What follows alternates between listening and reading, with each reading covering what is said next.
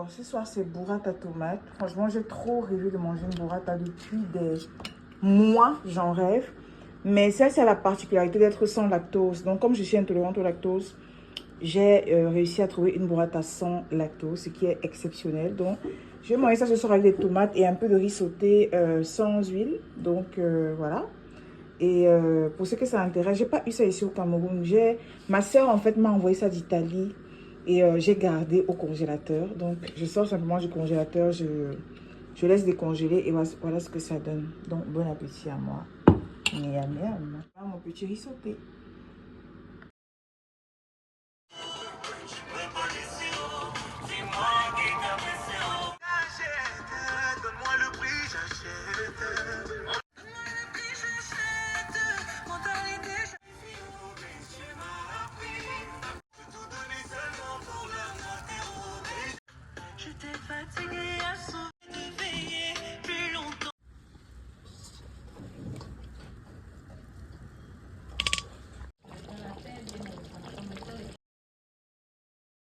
Je viens de finir mon pain aux graines.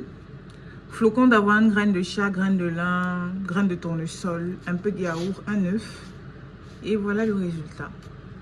Ah oui, et je rajoute aussi toujours des graines de papaye broyées et du moringa. Je mets toujours ça dans mon pain.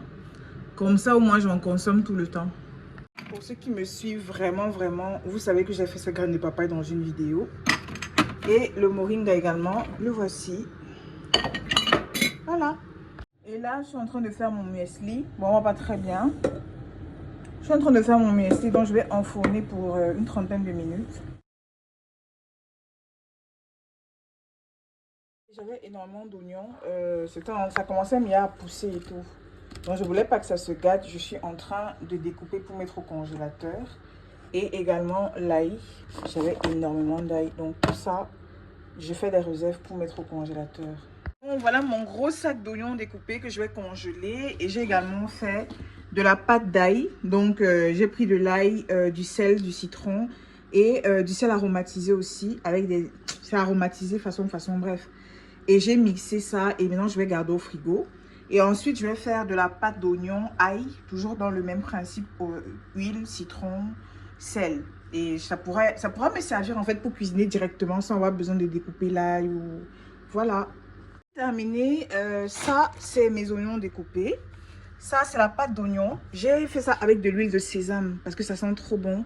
Et quand on cuisine avec, ça ne reste pas forcément. Donc ça c'est la pâte d'oignon. Ça c'est la pâte d'ail. Voilà, toujours avec l'huile de sésame.